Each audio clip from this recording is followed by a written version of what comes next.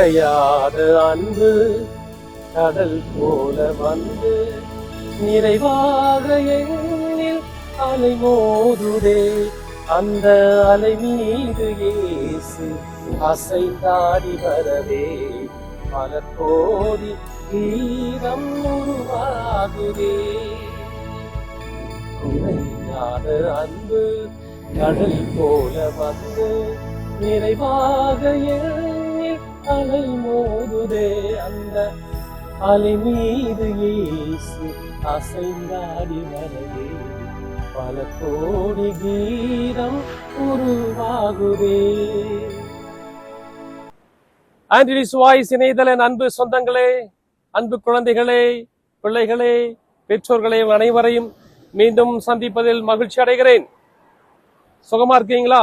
நல்லா இருக்கீங்களா? பாருங்க, கடற்கரை, அருமையான கடற்கரை, முட்டம் பகுதியில் இருக்கின்ற கடற்கரை, மண்டைக்காடு கடற்கரை. இது இந்த கடற்கரை நின்று கொண்டு உங்களை தொடர்பு கொண்டிருக்கின்றேன். அன்பார்ந்தவர்களே, கடல் என்பது நம்முடைய விவிலியத்துல மிகப்பெரிய பங்கு வகிக்குது. இயேசு கடற்கரை தான் வாழ்ந்தார். கலிலிய கடற்கரை ஓரத்துல தான் வாழ்ந்தார். பேதுருடைய இல்லத்தில் தான் வாழ்ந்தார். ஆக அவருடைய பணி, முக்காவாசி பணி அந்த கடற்கரை சுற்றியே தான் இருந்தது. கடற்கரை மக்களை பற்றியே தான் இருந்தது. கடற்கரை மக்களுடைய வாழ்வில் இருக்கின்ற தேவைகளை பற்றியே தான் இருந்தது.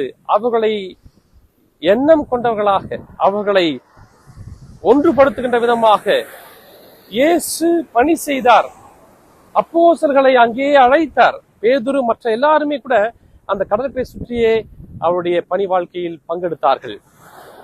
அந்த மக்கள், கலிலேயா மக்களுக்காக நிறைய போதித்தார், நிறைய சொன்னார். ஆனா அவங்க எதுவும் கேட்கல. ஒரு சிலர் தான் பின்பற்றினாங்க. இன்றைக்கு அந்த இடம் ஒன்றுமே இல்லாம இருக்குது. ஒரு பில்டிங் ஒண்ணுமே கிடையாது, கடல் மட்டும்தான் இருக்குது. அன்பார்ந்தவர்களே, நிறைய புதுமைகளை கடற்கரையில செய்த, கடல் மீது நடந்தார். அந்த கடல் மீது சீற்றத்தை தணித்தார், அப்போஸ்தலரை காப்பாற்றினார். இப்படி நிறைய விசுவாசத்தின் பயணமாக கடல் இருந்தது. இயேசு உயிர்த்த பிறகு கூட அப்போஸ்தலர்களை அங்கதான் சந்தித்தார். வாங்க திபேரியா கடற்கரை ஓரத்துல உங்களுக்காக நான் சமைத்து வைத்து சாப்பிட வாங்கன்னு கூப்பிடுவார். ஆக இப்படி நிறைய விசுவாச பயணங்கள் கடற்கரை ஒட்டி இருந்தது. இங்க தமிழ்நாட்டுல பாருங்க, கடற்கரை ஓரத்துல நிறைய மக்கள் கிறிஸ்தவர்களா இருக்கிறாங்க, இயேசுவை நம்பியவர்களா இருக்காங்க, இயேசுவினுடைய விசுவாசிகளா இருக்கிறாங்க. ஆக விசுவாசத்தை தூண்டக்கூடிய விசுவாசத்தினுடைய அற்புதமான ஒரு பணிதளமாக இந்த கடற்கரையில் இருக்கிறது. ஆக அங்கிருந்து அவங்களோட பேசுறேன். நமக்கு வேணுங்க விசுவாசம். விசுவாசம் ஆழப்படணுங்க. நாம் ஒற்றுமைப்படணுங்க. இயேசு இந்த உலகத்திற்கு வந்து நமக்காக சொன்ன அத்தனை நம்ம வாழணுங்க. இயேசு நமக்காக கொடுத்த அத்தனை வாழ்க்கை பயணங்களையும் நாம் பங்கெடுக்கணுங்க.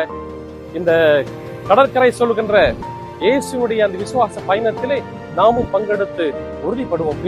பேதுருவை போல திருச்சபையின் தூண்களாக நாம் இருப்போம். பயணிப்போம். வாங்க, கத்தோலிக்க திருச்சபையில நாம் அனைவரும் ஒன்றுபடுவோம், மகிழ்ச்சியா இருப்போம், வாழ்வோம். இயேசு நம்மை ஆசீர்வதிக்கட்டும். ஆமென்.